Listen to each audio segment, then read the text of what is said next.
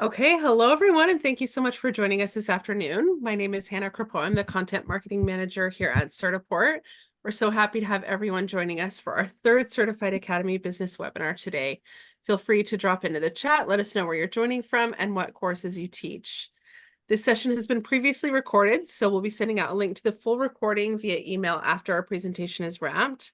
That does mean that all of our attendees are currently on mute, so if you have questions, that you want to address with regards to the certification or any of the content that's being presented today, feel free to drop it into the Q&A or the chat feature, and we'll make sure to address those. We wanted to give a big thank you to our sponsor of today's session, the Entrepreneurship and Small Business Certification Program. ESB certification ensures that tomorrow's leaders are prepared with the toolkit they need to get ahead in today's competitive landscape.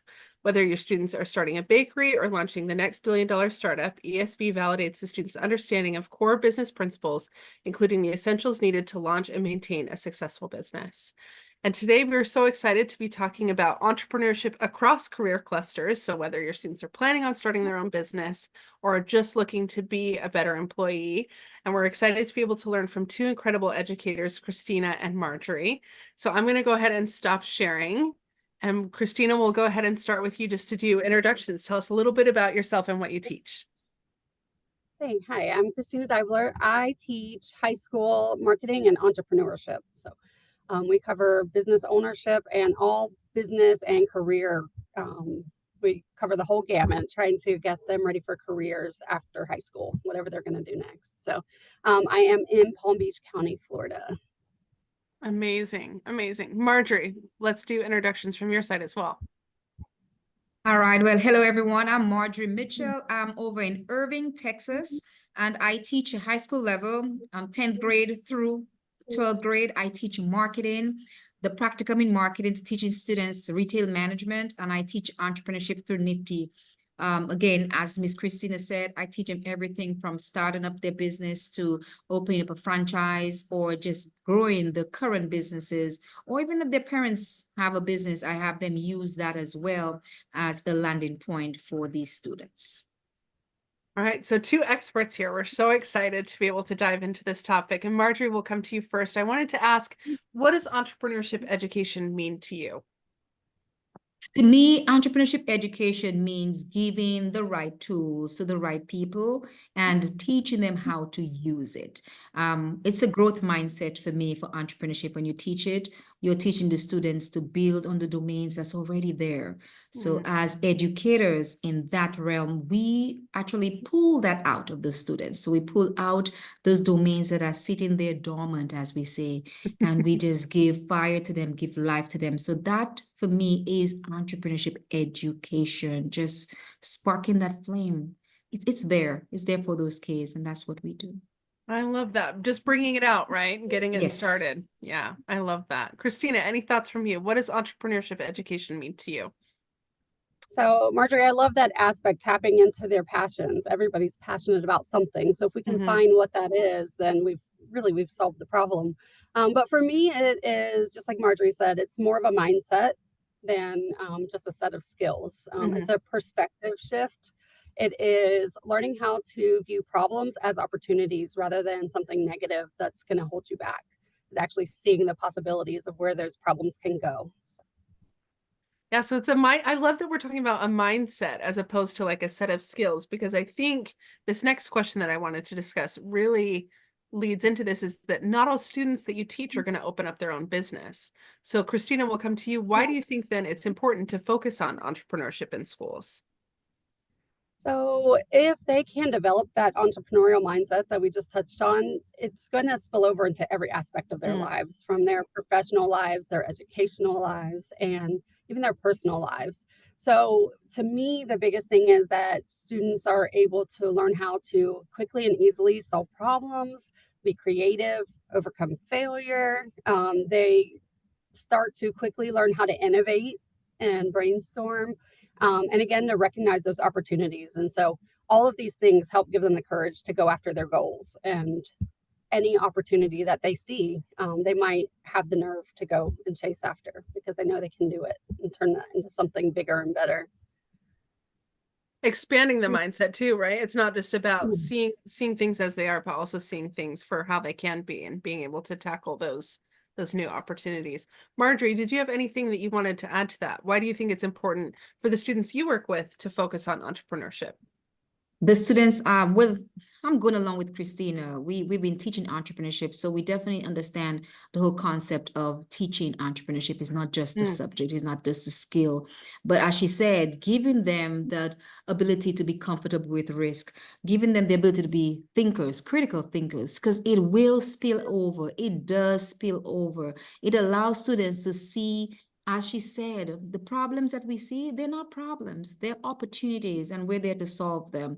So with everyday life, just getting up in the morning to study for your chemistry test, you're going to be able to critically think, to make a decision as to if I want to go to trade school, if I want to go to work when I get out of high school, should I go to this party or not? Being comfortable with risk, making those decisions.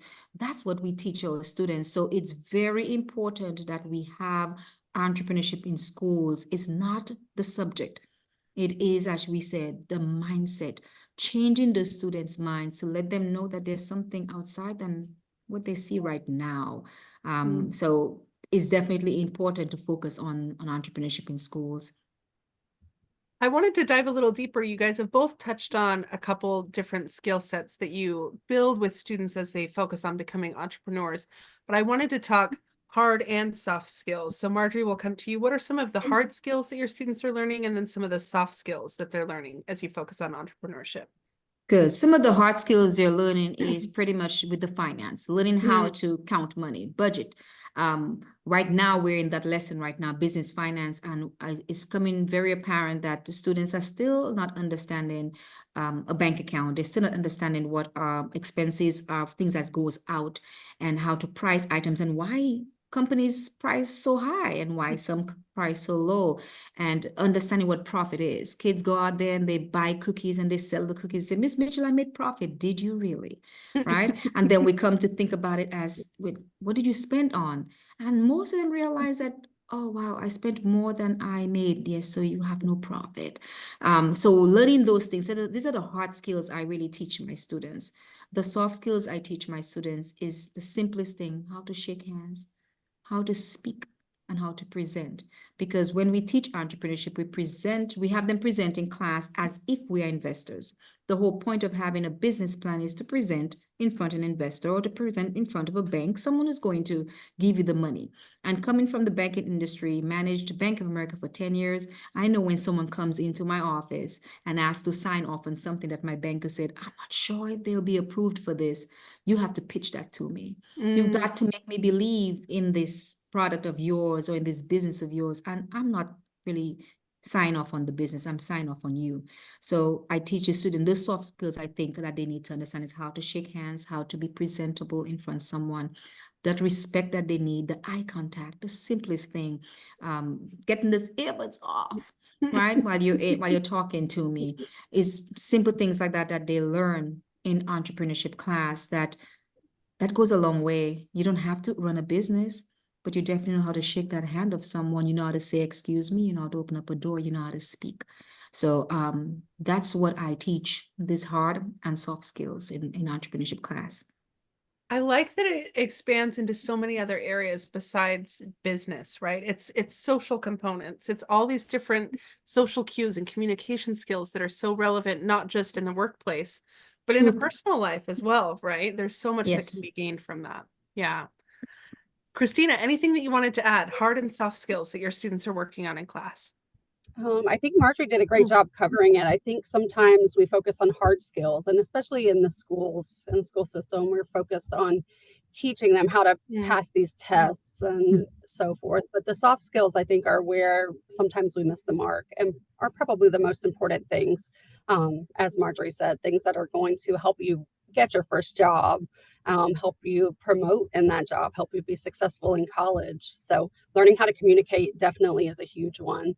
I call it creative problem solving, being able to use creativity to come up with issue or solutions to different issues that they might encounter in any aspect of life. And then just learning how to be resilient and getting comfortable with that, taking that risk and getting up and trying again and realizing it's not the end of the road just Mm. because you didn't do something as successfully as you wanted to. We're not starting all the way back down from level 0. You've learned so much. Let's reflect on that and see how we can take that to grow. So the next time we're starting up here, and the next time you're going to be starting up here. So I like to point out a lot of successful entrepreneurs who have not been successful the first time. And we look at Elon Musk and people that they do respect and admire to show them, hey, they didn't just have it all figured out. They weren't born knowing how to do all of these things. You have to practice them. And yes, putting their phones away and being able to leave their phones away, not lining up at the door 5 minutes before class is over. And so I like to remind them, you are not going to line up 5 minutes before your shift is over at work. And if your boss is trying to tell you what the expectations are for that day, you better put your phone down and not be texting in your phone. Look at them and listen to them and make sure you know what you're supposed to be working on. So we work on a lot of those smaller skills and soft skills in my class.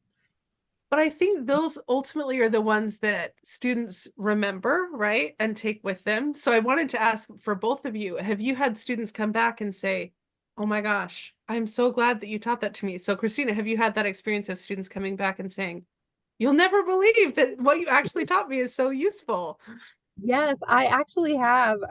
Project management is a good example of that, but also entrepreneurship skills. So I have been teaching, I'm in my 4th year of teaching. So I hope that I have a million of these examples as I continue to go. But even as students, as they progress from freshman year and they've learned some of these basics and they're actually able to use some of this stuff in their other high school classes. And then as some of them go to work on the job or dual enrollment and they start taking college courses, they've definitely come back and said, oh, okay, I see what you were saying. Yeah.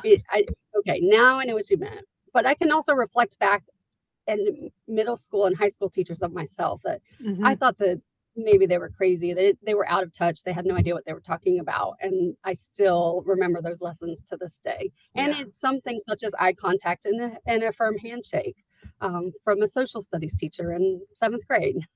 So Still sticking up here, right? Like so many years later. Yeah, I love that. Marjorie, have you had similar experiences in your time teaching? Every year. I encourage my students to come back. I just had one of my students who came back who now manages 2 State Farm offices. And I remember him in my marketing class and my entrepreneurship class. And he was just, especially 11th, his junior year, he would just sit back and he's a smart kid and just wouldn't do anything. Senior year was a year I think there's a spark, but there was something going on with him that he said after he graduated. But little things that we teach them is how to be respectful. You may not like what your boss says. Smile and move on. Continue. Never leave a job until you have another one, right? Set up and lined up. And he did that. And he told my students that he's back to hire 2 of them. He came back to hire 2. And he said, teachers are human beings as well. They know people. And when they've been through it, they tell you. So when Miss Mitchell put me in that job, I was treated miserably. I did not leave. I was transferred to another office where I am today.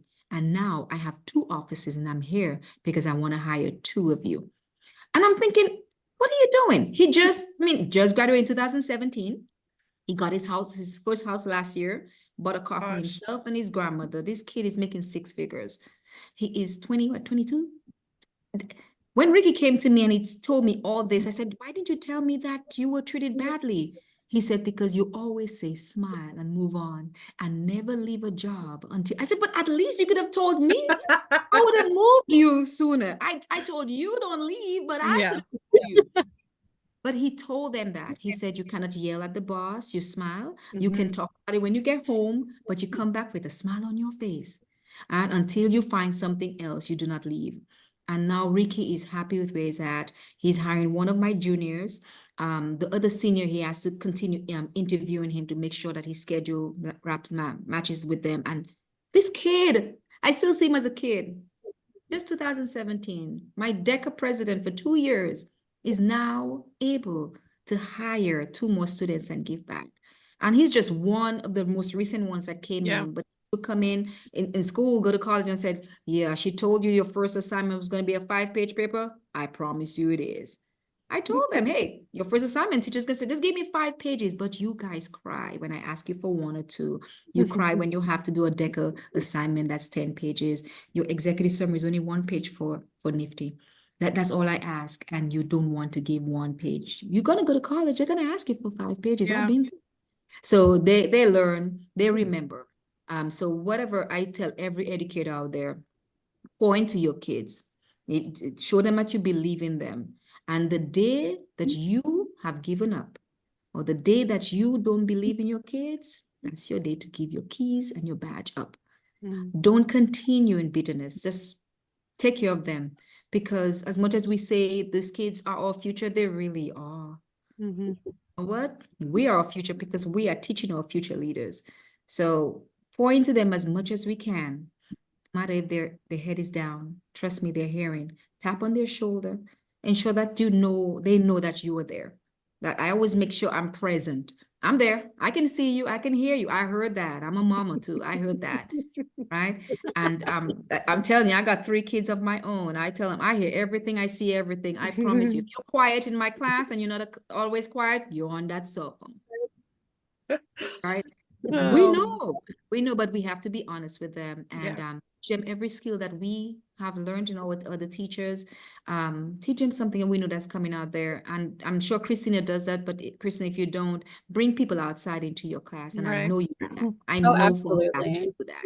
That's what we do. You bring Yeah. the outside world in class and let them tell the students how it is, how it really is. Because they always believe that teachers are just teachers. You were born a teacher. You know nothing about the outside world, right? No matter what you tell them, they don't believe it. I bring somebody else in. Thank God with the networking I've made throughout working out there, I'm able to meet with so many other people, and they come in and they just talk to my kids. I've had people from down in the streets and now a pastor. They come in and they talk to them.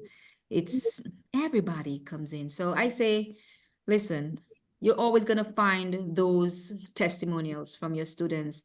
Um, Trust me, you put something in them, invite them to come in before they leave, invite them, say, hey, after you've graduated, come back. Tell the students how it really is out there Mm. so that you prepare them as well. And they feel really good that you ask them to come back to help someone else. Everybody, deep down, they really want to help. Yeah, absolutely. And I think that connection and those memories really spark a lot for them to be able to come back and see students doing similar things and being Yes, able to showcase, right, that this actually matters. What we're learning here is so important. yes. And so I wanted to get down into kind of the tactical nature of teaching entrepreneurship and talk about the projects that you use in your classroom. So Christina, will come to you. What are some of the things and the projects and assignments that you do with your students to help them get excited about entrepreneurship?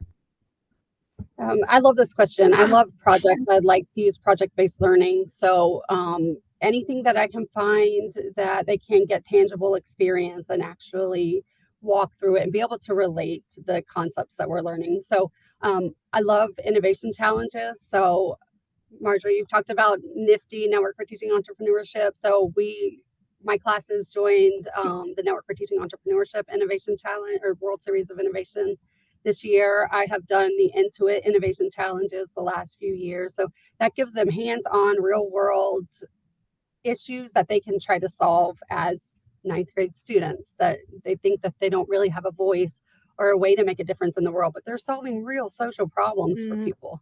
And they come up with such great ideas. They never fail to amaze me. Um, I like to do any kind of informal business pitches as much as possible. So, from a very small level, from just throwing them in a group and giving them a topic and telling them to solve whatever problem. So, whether that's something relevant like the Super Bowl, or mhm, maybe we're going to do a Super Bowl commercial, talk about how much money companies are paying for those commercials. This week, we're working on coming up with a new idea for chocolate or candy. mm, Since we're talking about Valentine's Day, it's Valentine's Day. So um, relating it to stuff that's going on in the real world makes it a little more exciting for them. Or it could just be a common household product that I throw at them and tell them to come up with a new use for. And then they have to work with a team that they didn't choose to come up with solutions. And then they have to get up and pitch that to the class. And then they vote on the winners. And so anything that's a competition for my students, it's always so much more fun.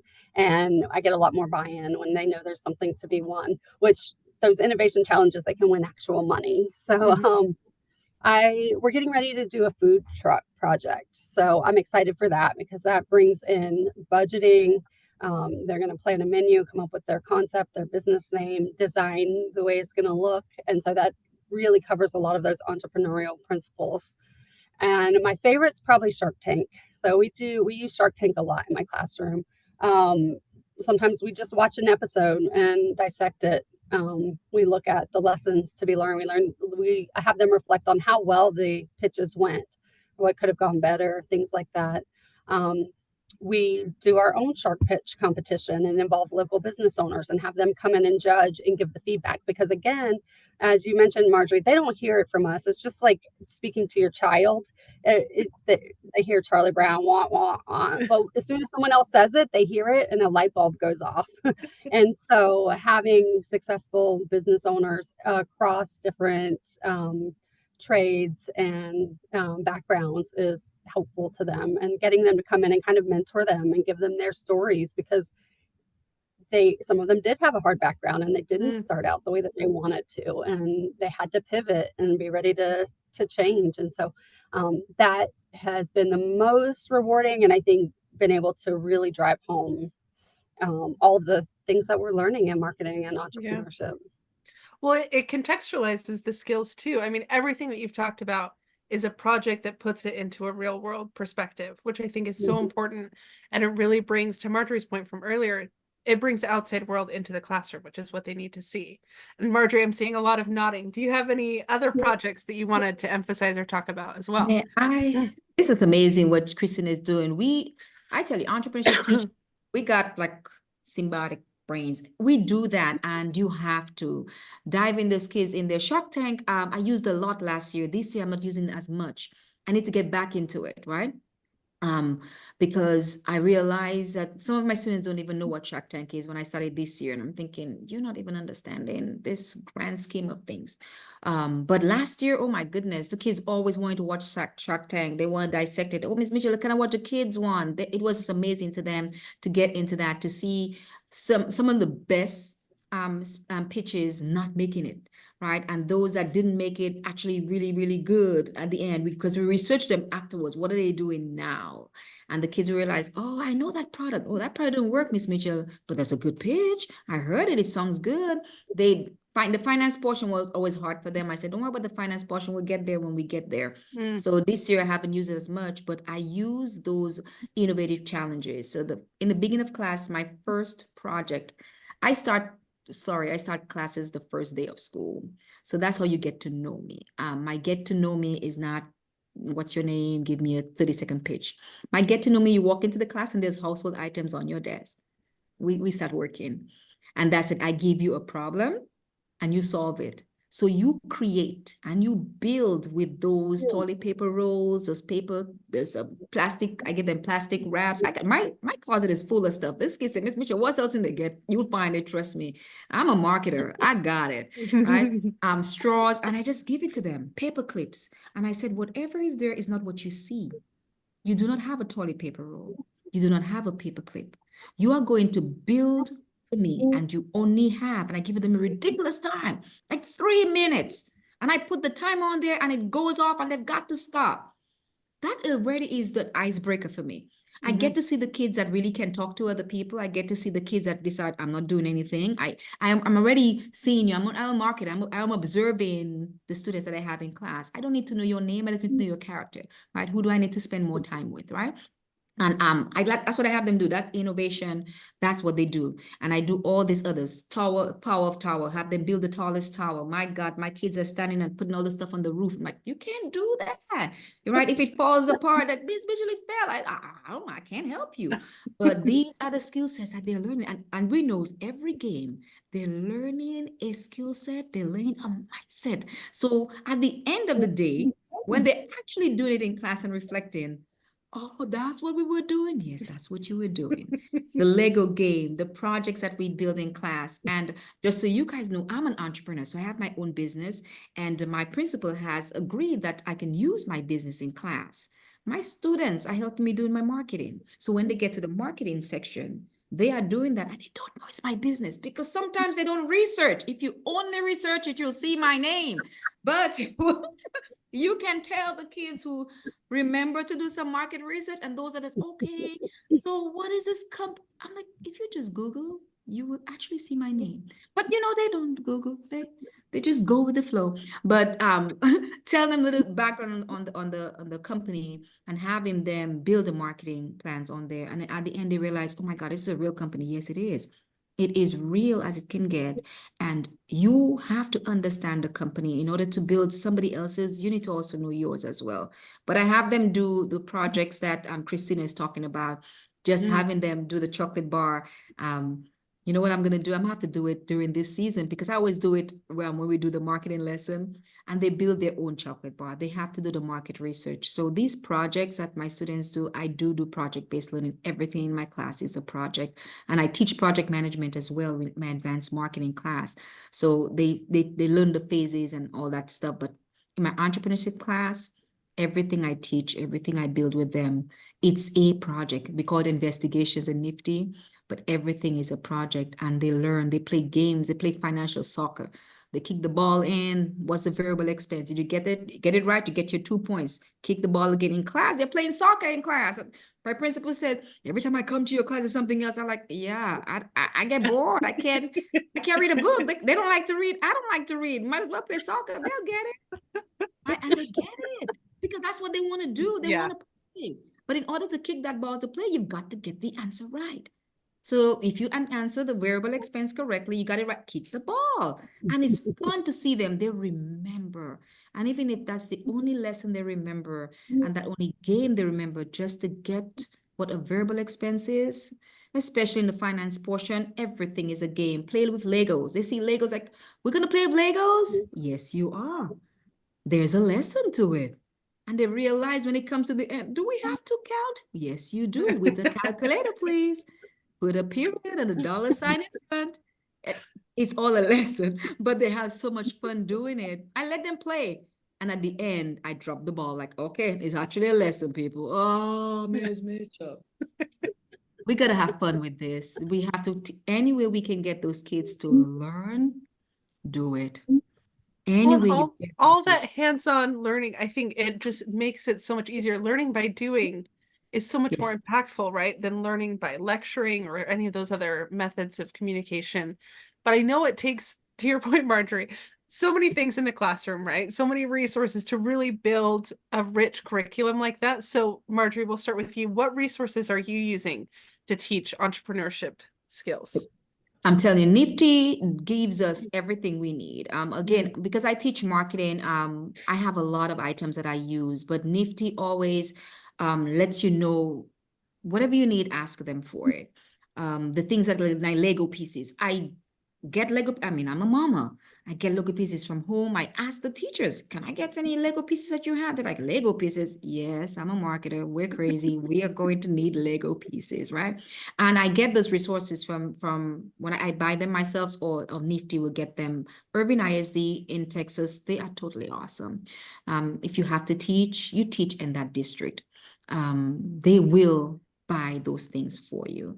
So if you're in this program, it'll tell you exactly what materials you need for that. So not just the projector, not just paper or pen, because kids love colors. I give them wax colors. I give them stickers, the things that in kindergartners use, and they light up. My 11th and 12th graders light up and they learn with those things. So I'm saying, find out maybe what your kids like. Kids, and then use the things from home. I ask them to, for a grade, in the beginning of the year, everyone bring an empty water bottle and a toilet paper roll. That's it. I'm sure you're gonna throw it out after you use it for a couple weeks.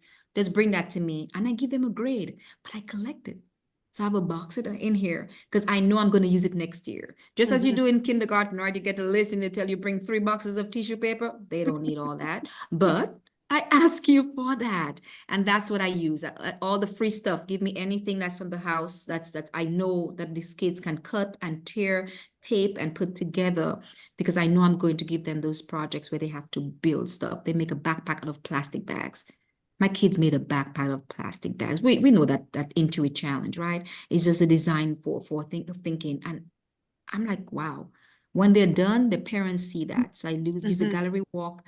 And when you have parent night, come see what your kids have done. And you may think it's junk, but do you understand the process they had to use? Those skills that they had to use are critical thinking skills, understanding someone else's feelings and rebuilding something for. It's just amazing, right? They think we're playing in this class.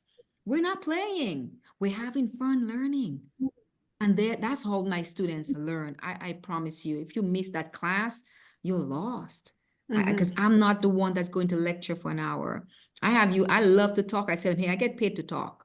So let me get paid. Let me get paid to do my work. I talk, let me do my job. But when I see it where the kids talking and they're trying to figure out how do we make this circle? You made it too big. We gotta figure out how to cut it. Miss Mitchell, do you have more pay? No, you gotta have to pay for it. And as an entrepreneur, you use the resources you have. You gotta pay for more. Do you have any money? No, Miss Mitchell, don't have money. You have to use what you got. And I don't give them the fake money because I tell them whatever you have, that's what you use. I like to give them the struggle, give them the struggle because they always think that someone has money for them. And in business, sometimes you may not have enough money to Mhm. buy whatever you bought, that's what you need to use. And if you waste it or don't think, you don't think it through before you start, that's what can happen. And I watch them. They fail. It's okay. Because in my class and in every entrepreneurship class, failure is a catalyst to success. Mm. Oh, You're I going love to that. fail. I love You that. fail. It's okay. How else Yeah. are you gonna learn? Yeah. Well, You I can't think learn that's without real you failing. life, right? And to Yes. Christina's point from earlier, you fail, but you're not starting back over from square Nope. one. You're moving yourself up with each failure, right? Progressive Yes. learning. So that's Christina, what we any teach. yeah, any additions from you of resources that you found to be helpful in the classroom? So I agree. I love to find free resources. And so I've even utilized local free cycle groups or free pages.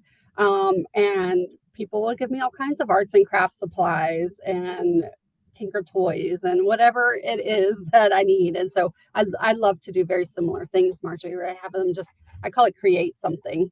And I change the rules based on what I have. And so very similarly, they have to figure out how to create something and how to market it. And it might just be a bunch of trash, or sometimes they call it trash. Actually, they told me this year, what am I supposed to do with this, miss? You just gave me a bag of junk and trash. And I'm like, you are going to come up with a brilliant business idea with it. That's what Mhm. you're going to do. And sometimes I'll just change halfway through. I'll be like, okay, you came up with a business idea. Now we're going to change the rules of the game, and you have to turn that business idea into something you can market to kids or into a game that can be played. And you have to get up here and demonstrate for me how you're going to play that game. Um, so I like to find games and also fun hands-on Mhm. ways. So there are some online games that are fun that I like to use in my class. There's one called Side Hustle, and they have to ideate and come up very quickly with business ideas, with random business names and industries. And we do it in my classroom. I give them blank index cards and have them write down business names. I mean, they have no idea what it's for. We do this early on, so they just make up the most random names, and then we pair those with industry cards. And so I'll quickly pull up a card. Your business name is blank space. The industry is technology. What do you have for me? And so sometimes we do it individually. Sometimes I put them in random teams and they have 30 seconds or 60 seconds to come up with a business idea. They have to pitch it and then they have to win points. So similar to that side hustle game, something very similar. There's an online coffee shop game. So we're going to use this to prepare for our food truck Mm. lesson because they have to budget and they have to pay for the ingredients and so forth. So they can kind of see it before we actually do the project. There's another one called Cash Flow where they're buying real estate. So it's from Rich Dad, Poor Dad. And so it's a free online game. So if I can find games to kind of reinforce the lessons that we've been working on, I love it. Marjorie, as you were saying, when I started teaching, I thought that I had to get up here and teach and speak, and I had to be up here teaching the whole time, or I wasn't doing my job. And I quickly learned that they aren't listening, and so I have to find more creative ways to get them to get those lessons. So I try to find multiple ways where they can see something, they can read something, they can watch a short clip, or if I can find a real life YouTube video, or again, like I can use Elon Musk or somebody that they can relate to kind of show that, and then have them do the reflecting. So they're learning in a backwards way rather than me telling them what they're going to learn and what it means. But I like to find free stuff that I can use online. So again, I've gone to Facebook to a free business educator group where it's other business teachers, and so they share lessons or they ask questions. I'm trying to teach this concept. How are you guys using that in your classroom? And so it's people who are in the classroom now trying to teach the same things that you are, and so that's nice. You talked about the backpack challenge. So teaching entrepreneurship, they have a lesson plan and they have some fun lesson plans. One of my favorite new resources that I've been using this year is Empowered. It's empoweredhub.org. I don't know if you've found that resource, Marjorie, but there are a lot of really fun and interactive, hands-on, practical, project-based lesson plans already created for you. I've learned a lot from Certiport, the Certified Academy. That's how I really got connected with Network for teaching entrepreneurship in the first place. I heard it was a podcast, I believe. No, actually, it might have been a webinar where Daniel Williams from Nifty was on there, and they were talking about an end of the year ceremony that he attended. And so I asked him if I did an end of the year ceremony, would he come? And he said, absolutely. And he came, he brought me my lovely little Nifty banner back there. And he gave me a bunch of resources, and he was so inspiring. So I have, and so I wouldn't have had that idea if I didn't hear it from another teacher. And we use that as our award ceremony and our final pitch contest for our top 3 Shark Tank pitches. And so we had the community come out and the parents came out and we did awards. And so just a lot of it is learning from other teachers, to be honest, finding ways to plug in. And so the Certified Academy is a great way for that, or attending certified conference and meeting other teachers who are doing the same thing. I love that. And I love that even just having the 2 of you here, you can imagine the brain power that comes when you get this many teachers in the room, but just so many new and fresh ideas and approaches that just depending on your personality, you might not have considered before, but your students might find super engaging. And so I love this opportunity to be able to learn together. And that brings me to my final question that I wanted to ask is, what advice would you share, maybe for our non-entrepreneurship teachers, right? You both have the opportunity to teach in a business class and also an entrepreneurship focused class. What advice would you share with these other educators about teaching entrepreneurial skills? So Marjorie, will come to you first. One advice I would give to non-entrepreneurial teachers or entrepreneurship teachers is that do not separate entrepreneurship from what you do. Again, entrepreneurship is not a standalone lesson or class, right? It's not a subject. If they figure out it's a mindset to help those kids, entrepreneurship is in everything we do, in the history lessons, having them be able to critical think in economics class, in playing basketball, letting them be comfortable with risk. You may not want to be a 3-point shooter, but be comfortable and just do it, right? So all this stuff you're doing right now, you are teaching entrepreneurial skills. And you may not have a class where you're asking a student to create a business plan. You may not have an issue where you're telling students to solve a problem or an opportunity to make money, but they are solving problems in class. They are looking at every situation that they have in your class and have them see it not as a problem, but as an opportunity to solve it. The only difference with an entrepreneurship student and you is that we want to make money for solving those problems, right? We're going to ask you to pay for that. But the other classes, you solve it. you help someone else. And the mindsets that we teach in entrepreneurship is those domains of self-initiative, self-reliance, critical thinking, problem solving, creativity, and innovation. These are skill sets that are in every one of our students. We have to be able to infuse that and get it out of those kids. Talk to them, get to know them, teach them real life skills, as well as teaching them when World War I was and when World War II was, and how does it apply to me, understanding where I came from. Because they always ask, why do I need to know that? Why do I need math? Why do I? Why do I? We as teachers need to know why. Because I promise you, there's no base and there's no foundation. The whole building is just going to crumble. So in order for us to make sure they have the right footing in the world, we give them a base. And the base is those skill sets and that mindset. So when they go out there and it's not a classroom anymore, they can critically think.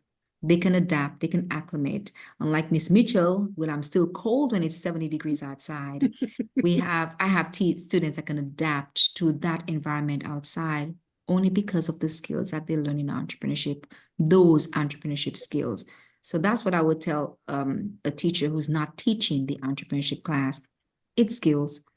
And any problem that they have, it's no longer a problem. It's an opportunity for this student to solve a problem, to solve this, right? It's just that. And all we do, we make money and they don't. Just kidding. I couldn't have said it better myself. Thank you so much for that, Marjorie. Christina, do you have anything that you wanted to add to that? Same. I don't think I could have answered the question that well, but you covered all of my points and then some, Marjorie. Again, it's about a mindset. It's just like Marjorie said, like it's critical to just reframe your mind and the way that you think about problems. And they start to get exciting. Students start getting excited about problems because it means they get to find a creative way to solve them. So a scientist might develop a cure for cancer, and then they might be working for a giant corporation and they're using entrepreneurial mindset skills to do that, to come up with that solution to that very real problem. And so it's really there's not a whole lot of difference, except as Marjorie said, I mean, you're making money, but you're not necessarily in business for yourself, but you really are using those entrepreneurial mindsets. And you can take projects, for instance, the food truck project, that could be used across, it could be used for culinary students, it could be used for digital design. You can find ways to teach problem solving and to introduce opportunities for students to fail in small and safe ways in a safe environment so that they're used to getting back up over and over again. And so you're probably teaching that in physical education already. And so you can find ways to teach overcoming and just reframing the way that you see obstacles and roadblocks and getting excited about the things that you can turn that into. I'm so glad. What an amazing group of women that we have here to be able to learn from. So thank you so much for sharing this wonderful advice, all of your insights, all of your ideas. Before we close, I did want to call out a couple of things that Christina was very generous in kind of pre-pitching for me. The first is that as part of our Certified Academy program, we offer a boot camp. So teachers, we've touched a little bit on the entrepreneurship and small business certification. Teachers who want to get a look at the curriculum that they've mentioned, the practice tests, the certification exams to see what it's like before you bring it into your classroom. This is that awesome opportunity to do that.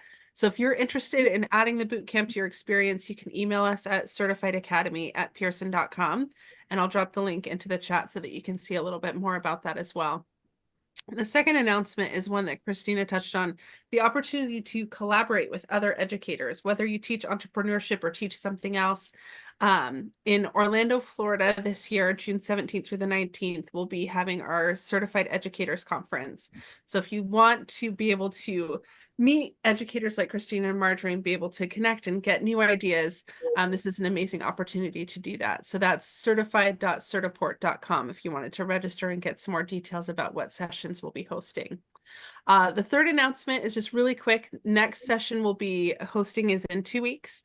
It's a panel discussion with educators who span everywhere from middle school to college.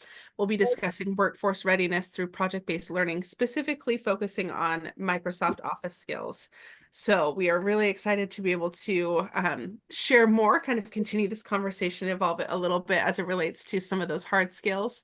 So keep an eye on your inbox for those additional details. And as always, thank you so much to our amazing panelists for joining us here today. We're so grateful for everything that you've shared with us. So have a great rest of your afternoon, everyone. Thank you. Thank you. Welcome.